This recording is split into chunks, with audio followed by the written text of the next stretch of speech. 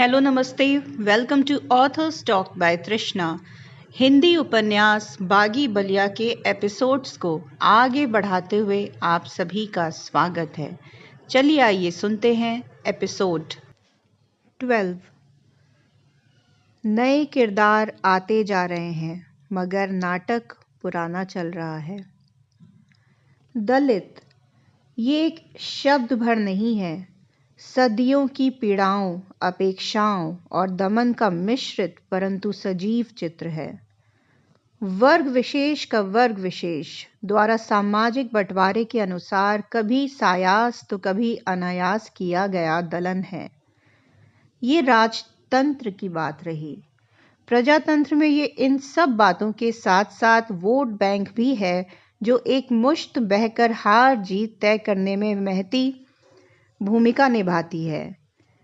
कभी जज्बात तो कभी हालात की रौ में बहाकर इन्हें वोट बैंक की तरह इस्तेमाल करने का गुर राजनीति बखूबी जानती है और इस राजनीति का प्रशिक्षण महाविद्यालय के प्रांगण से बेहतर और कहाँ मिल सकता है। सो आज सिटी डिग्री महाविद्यालय सुलग रहा था। अगले 24 घंटे में महाविद्यालय का मौसम गर्म हो गया था।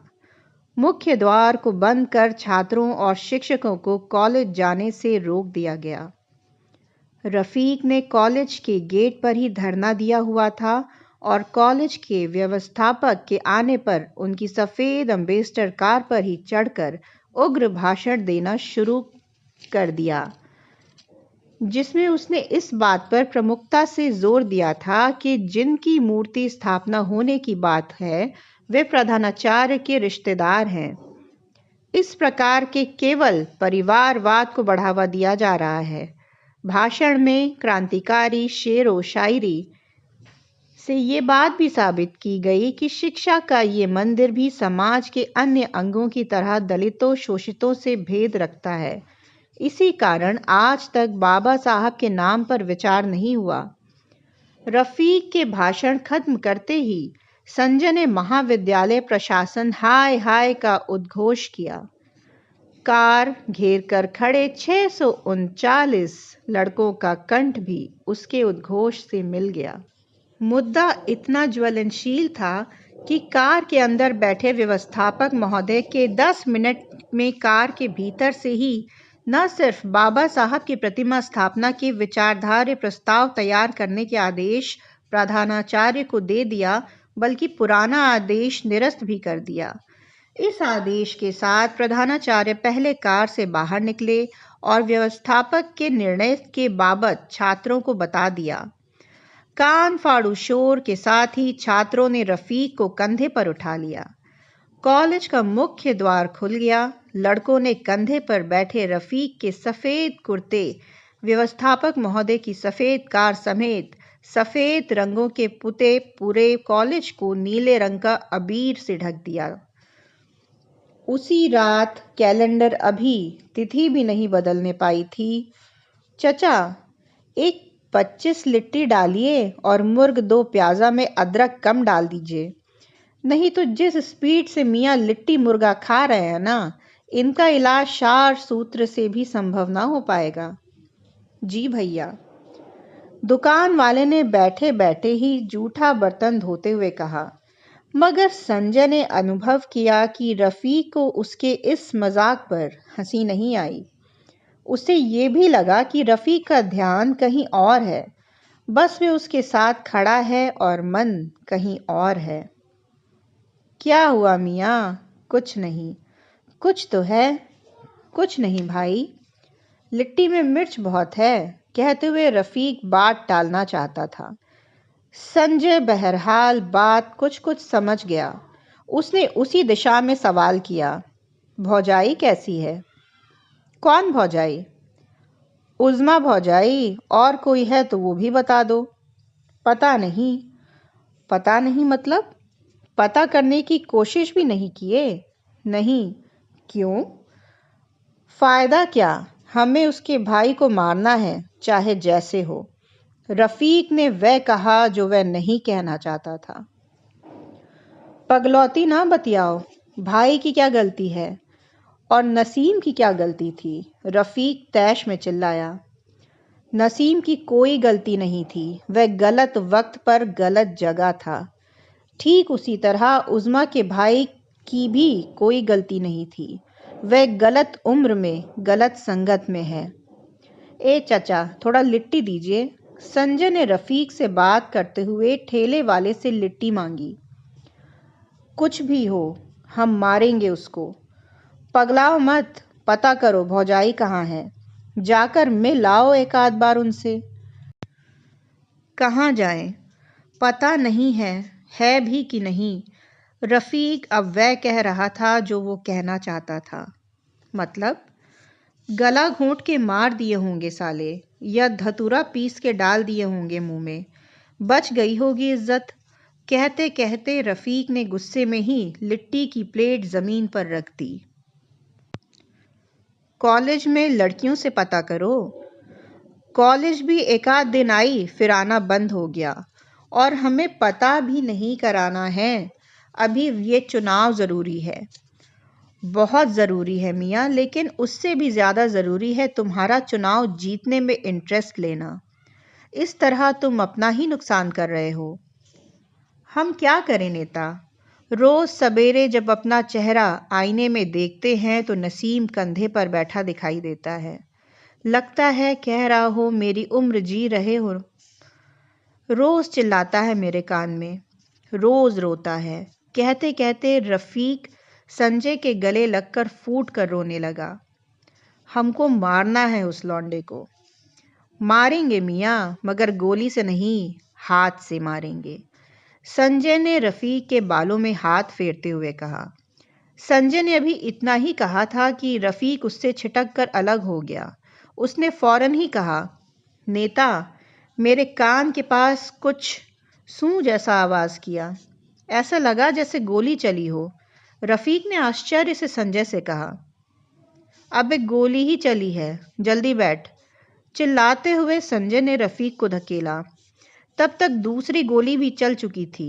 हमला एक अम्बेसडर कार में से हुआ था और बेआवाज़ की पिस्तौल से। अब तक रफीक संभल चुका था। उसने उठते हुए अपने कमर में लगा कट्टा निकाला, मगर उसकी गोली ही फंस गई। कार अनियंत्रित होने के बावजूद भी हमला करके भाग निकली।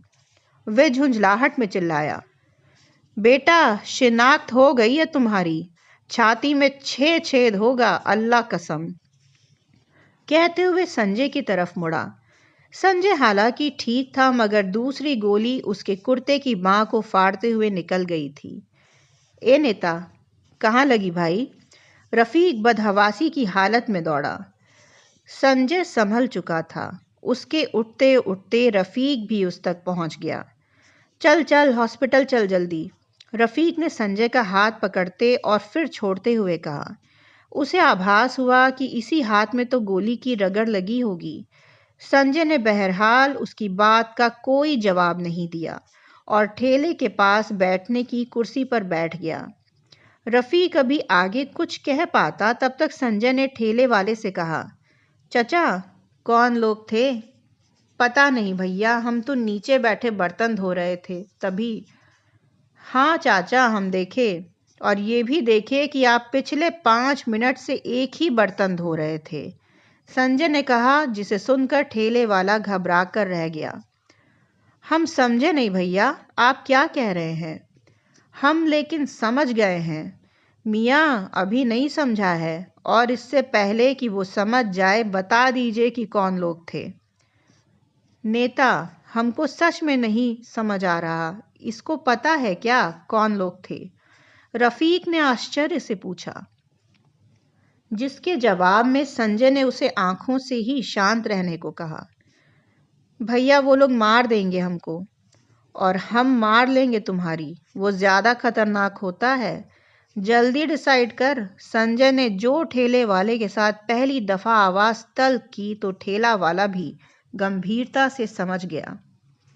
2 मिनट चुप रहने के बाद ठेले वाले ने धीमे से कहा, बसंत राजभर खुद थे, पूछ कर गए थे कि कितने बजे आते हैं आप लोग।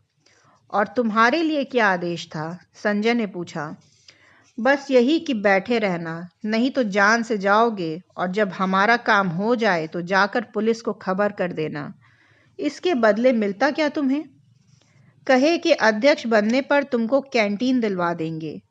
साला, कितने लोग को झुन्नू भैया अध्यक्षी का लॉलीपॉप पकड़ा रखे हैं, संजय ने व्यंग्यपूर्ण हंसी के साथ कहा। भैया, माफ कर दीजिए, हम बिहार चले जाएंगे, गलती हो गई, ठेले वाले ने गिड़गिड़ाते हुए कहा।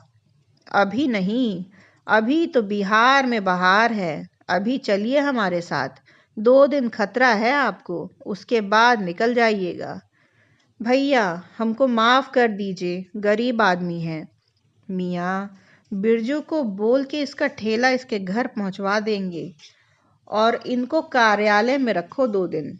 संजय ने ठेले वाले की बात को अनसुना करते हुए रफीक से कहा। संजय की बात सुनकर रफीक ने बिरजू को फोन पर ठेले वाले के ठेले की बाबत ताकीद कर दी और फिर ठेले वाले को लेकर कार्यालय आ गया। डरा सहमा ठेले वाला एक कोने में दुबक कर बैठ गया। बाहर आकर सिगरेट जलाते हुए संजय ने रफीक से कहा, कल सुबह बसंत राजभर को कार्यालय बुलाओ। बसंत राजभर दबंग युवा नेता था, सोचता कम था, इसलिए दूसरों के हाथ की कठपुतली बन जाता था। दलित वोट में सेंध से बौखलाया हुआ था, इसी का फायदा उठाकर झुन्नू भैया ने अपना मतलब साध लिया। हाथ में तमंचा देने की जरूरत तो नहीं थी, बस जरा सा बारूद भरना था। मौका देखकर राजभर नेता रात हमला कर दिया था। उसका दुर्भाग्य था कि गोली निशाने पर नहीं लगी और आज उसे समझौते के लिए रफीक के सामने बैठना था। राजभर डरपोक तो था नहीं, सो उसे रफीक के बुलावे पर नहीं आने का सवाल ही नहीं था। बात बस इतनी सी रही कि मीटिंग संजय और रफीक के कार्यालय में न होकर लोहापट्टी रोड में अजीनन बाई के कोठे पर हुई। अजीनन ने दोनों ही पक्षों के असलहे लेकर पूरी तरह निश्चिंत होने के बाद ही कोठे की छत पर भेजा। संजय और रफीक वहां पहले ही पहुंचे थे। बसंत अपने 2-3 खैरख्वाहों के साथ थोड़ी देर बाद पहुंचा। क्या बसंत भाई, कहीं गोली चला दे रहे हैं? संजय ने हाथ मिलाते हुए मुस्कुरा कर कहा। आप लोग भी तो कहीं सेंधमारी कर दे रहे हैं, बसंत ने अपनी बुलंद आवाज में कहा। अर्थात आप बेहतर समझते हैं। दलित मेरे भाई हैं, आप नाहक घुसे। आप भी हमारे भाई हैं, संजय ने मुस्कुराते हुए कहा। तो फिर टंटा क्या है, बैठ जाइए, समर्थन कर दीजिए हमारा। बैठ जाते और हमें खुशी ही होती कि कोई दलित भाई अध्यक्ष बनेगा हमारा। अगर क्या? अगर हमें भरोसा होता कि आप जीत जाएंगे तो हमें बैठने में खुशी होती। आपको ऐसा क्यों लगता है कि हम जीत नहीं सकते? क्योंकि आप कठपुतली हैं, आपको बस इस्तेमाल किया जा रहा है। अर्थात झुन्नू भैया का कैंडिडेट है अनुपम राय। हाँ, मगर उन्होंने हमें समर्थन देने का वादा किया है। एक पद के लिए 2 लोगों को समर्थन, बहुत भोले हैं आप। बसंत भाई, दलितों को हमेशा ही इसी तरह से बरगलाया गया है। अर्थात? बसंत ने फिर पूछा। अर्थात ये बसंत भाई कि घुटने हमेशा पेट की ओर ही मुड़ते हैं। अर्थात ये बसंत भाई कि आपसे हमला करवा कर झुन्नू भैया ने 2 काम एक साथ साध लिए। अगर कल रफीक मियाँ को गोली लग जाती तो एक पक्ष खत्म था, और आप तो। कहते कहते संजय रुक गया। हालांकि उसके चेहरे और कहते कहते रुकने के भाव से स्पष्ट था कि झुन्नू भैया ने उसे भी फंसा दिया है। फिर भी बसंत ने मन की परेशानी छुपाते हुए झुंझलाकर ही कहा, हमारा कोई क्या उखाड़ लेगा? उखाड़ेगा नहीं, बो देगा बिया प्रशासन वाले, और ऐसा बोएगा कि नेतागिरी की फसल काट नहीं पाइएगा। संजय की इस बात का जब बसंत ने कुछ जवाब नहीं दिया तो उसने आगे कहना जारी रखा।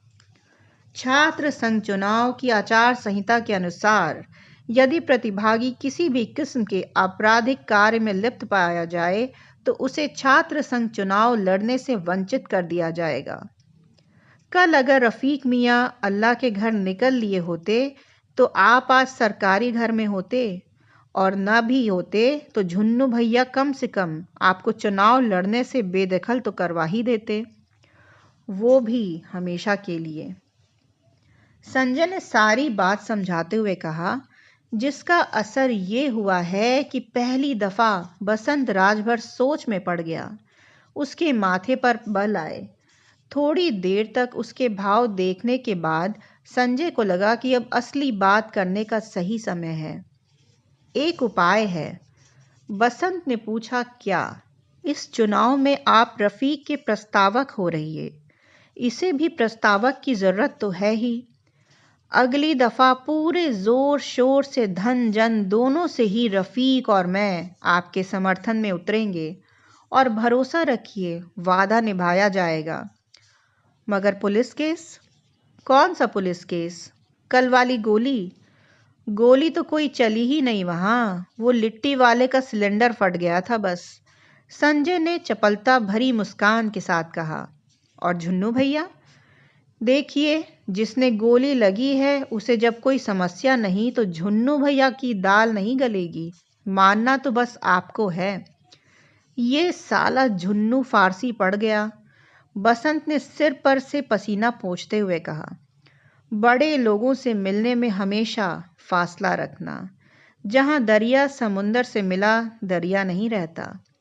संजय ने बसंत राजभर की आग को और भड़काते हुए मौजू शेर कह दिया, और शेर सुनकर बसंत थोड़ी देर फिर सोच में रहा। अब की बार संजय और रफीक ने उसी नहीं टोका। थोड़ा वक्त लेने के बाद बसंत राजभर ने लंबी सांस छोड़ते हुए कहा, ठीक है, यही रहा फिर अंतिम निर्णय।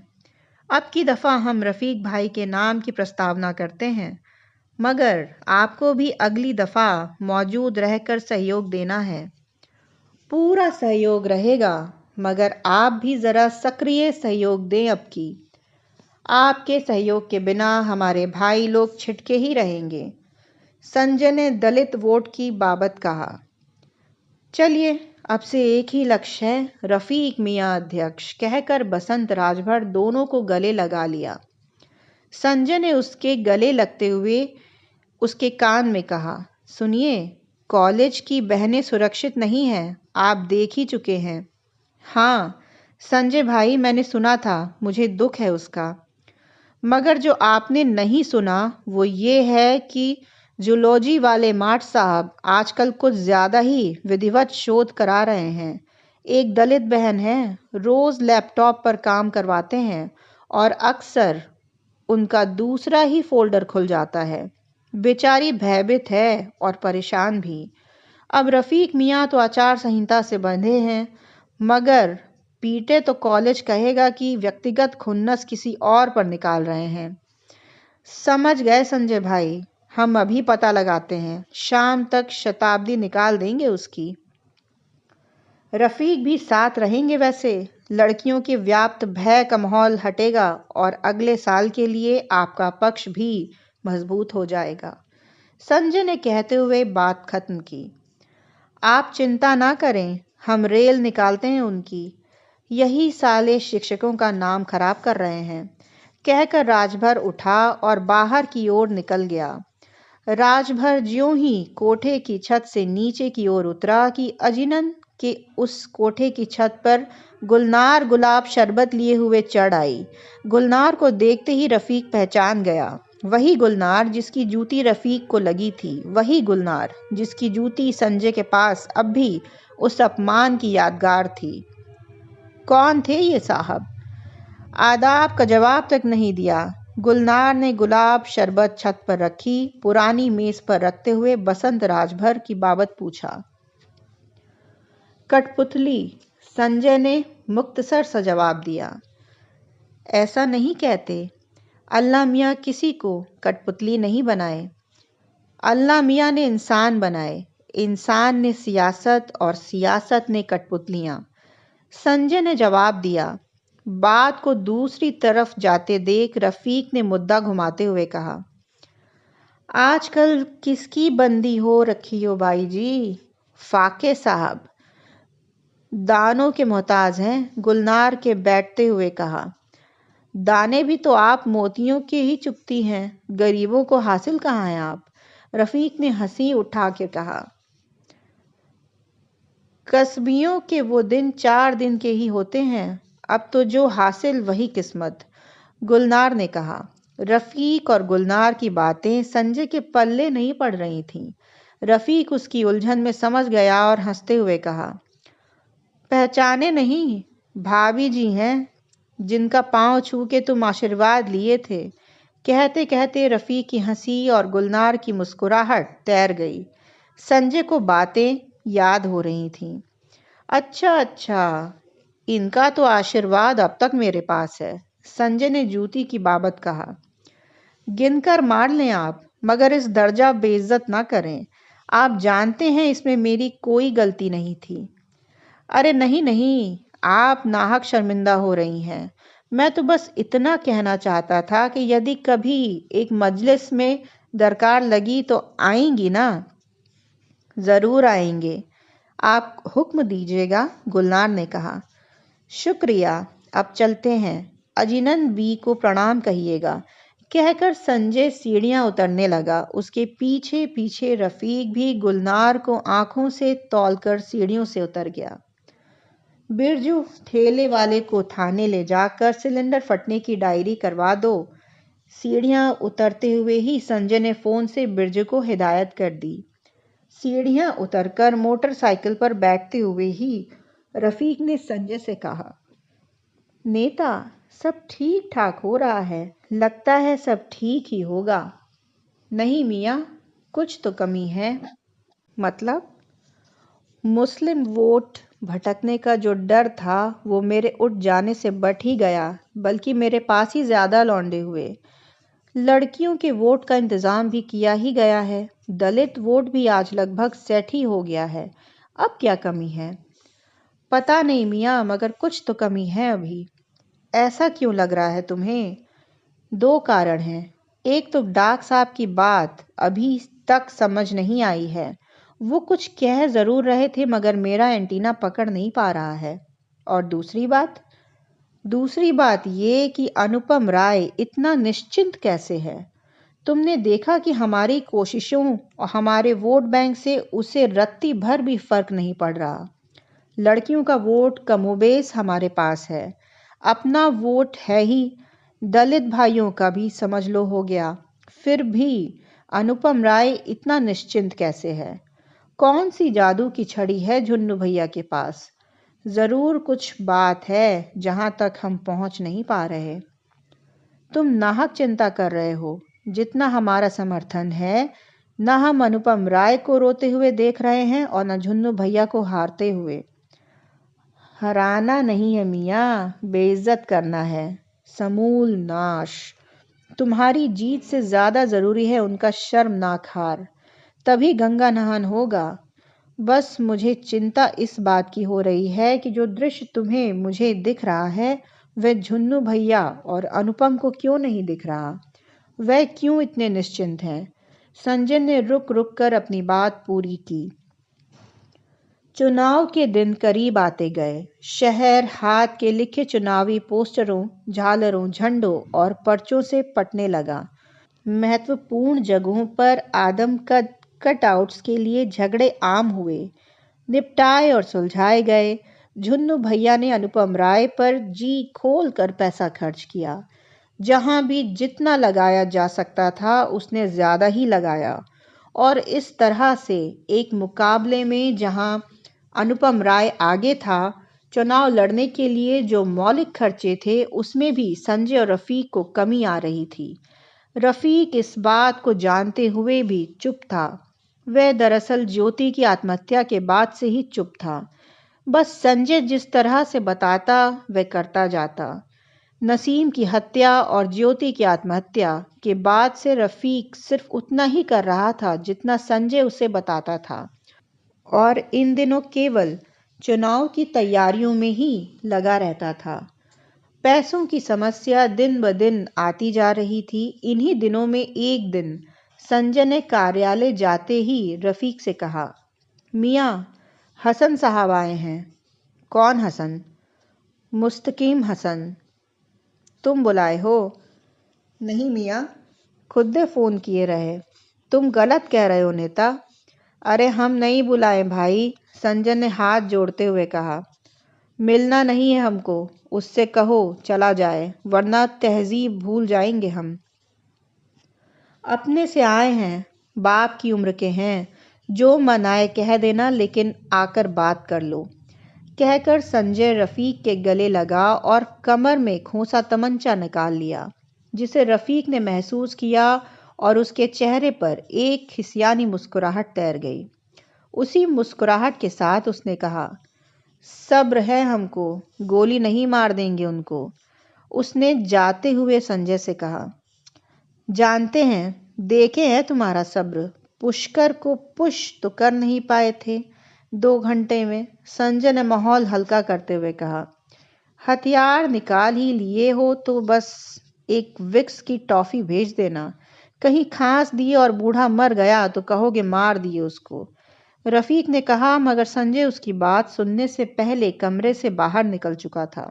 जब वो लौटा तो उसके साथ मुस्तकिन हसन भी थे।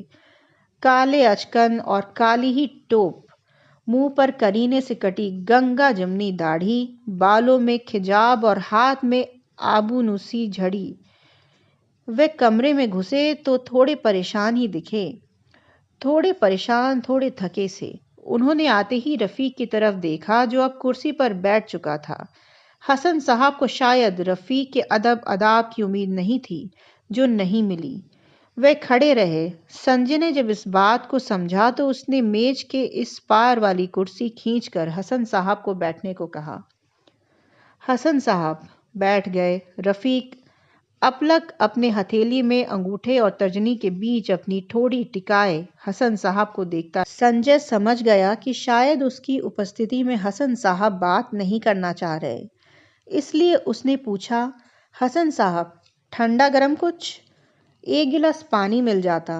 ओह माफ़ कीजिएगा, अभी लाया, कहकर संजय कमरे से बाहर निकल गया। कुछ पल कमरे में मुहर्रमी छाई रही। आखिरकार खामोशी हसन साहब के साथ आए उनके भाई ने ही तोड़ी। देखिए, जो कुछ हुआ गैरत के खातिर हुआ। ठीक बात, रफीक ने मुख्तार साहब से जवाब दिया। लड़की हमारी सड़कों पर घूम रही थी, बिरादरी में बात फैल रही थी। ठीक बात, लड़का हमारा बड़ा हो रहा था, दोस्त अहबाब सब बहन के नाम से मजाक बना रहे थे। ठीक बात, नादानी हुई उससे। ठीक बात, रफीक ने फिर मुख्तसर सा जवाब दिया। हसन साहब रात दिन इसी चिंता में गले जाते हैं, लड़का है कब तक घर में बंद रखेंगे। ठीक बात, मगर आप इस बात से इत्तेफाक रखेंगे कि आप भी वहां रहते तो आप भी वही करते। ठीक बात, तो क्या हम समझें कि आप लड़के की नादानी माफ करते हैं? जी, शुक्रिया, बहुत बहुत आपका। आप समझ सकते हैं कि गैरतमंद आदमी। जी, समझ गया आपकी गैरत, आपकी शोहरत को और लड़के की नादानी को भी। अब आप मेरा दोस्त मुझे वापस कर दें, रफीक ने उसी स्वर में कहा। जी मैं समझा नहीं। गलती मेरी थी, गुस्सा आपके बेटे का जायज़ था। मैं अपनी मौत के लिए उसे माफ़ करता हूँ। मेरे दोस्त की जान लौटा दीजिए, उसकी क्या गलती थी? आप अब तक शायद लड़के की नादानी को माफ़ नहीं कर पाए हैं। नहीं, लड़के की नादानी जायज़ है, उसे मुझे मारना था, जायज़ था। लड़के की भूल जायज़ नहीं है, नसीम की जान की कीमत तो चुकानी होगी। रफीक ने तल्ख होकर ही कहा। हसन साहब, उनके बड़े भाई, समझ गए कि रफीक से कोई उम्मीद बेमानी है। वे घुटनों पर हाथ रखकर उठे और कहा, अब इजाज़त दें। रफीक ने सीधा ही हथेलियों को फेर कर दरवाजे की तरफ इशारा कर दिया। दोनों बुजुर्ग दरवाजे से बाहर निकले। दरवाजे के ठीक बाहर संजय हाथ में पानी का 1 गिलास लिए खड़ा था। उसने हसन साहब को पानी का गिलास दिया। उनके बड़े भाई से कहा, हसन साहब, इजरार मियाँ की जान की कीमत 5 लाख रुपए। लेकिन रफीक मियाँ तो, बड़े हसन साहब ने कहा, वह मालिक हैं, खुद नहीं मांगते। उसके लिए हम जैसे मंगतों को रखा है। संजय ने कहा, 5 लाख मगर ज्यादा है संजय जी, और आजकल तो धंधा भी। अब की मुस्तकिम हसन ने कहा, इलेक्शन की जरूरत है हसन साहब, छोड़िए समझौते की शर्त, सहयोग समझकर ही दे दीजिए। और वैसे भी शहर भर इलाहाबादी अमरूद तो आपके ही डिब्बों में दिख रहे हैं। संजय ने अपनी बात पूरी की। ठीक है, तो आप जमानत लेते हैं इस बात की? हसन साहब ने हार कर कहा। किस बात की? संजय ने पूछा।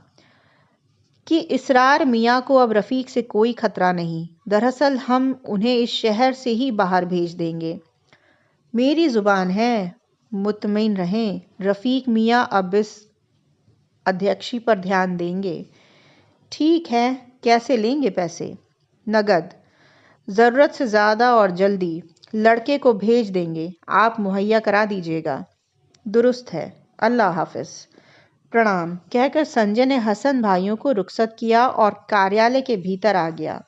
और भीतर आते ही रफीक ने पूछा, क्या कह रहा था बूढ़ा?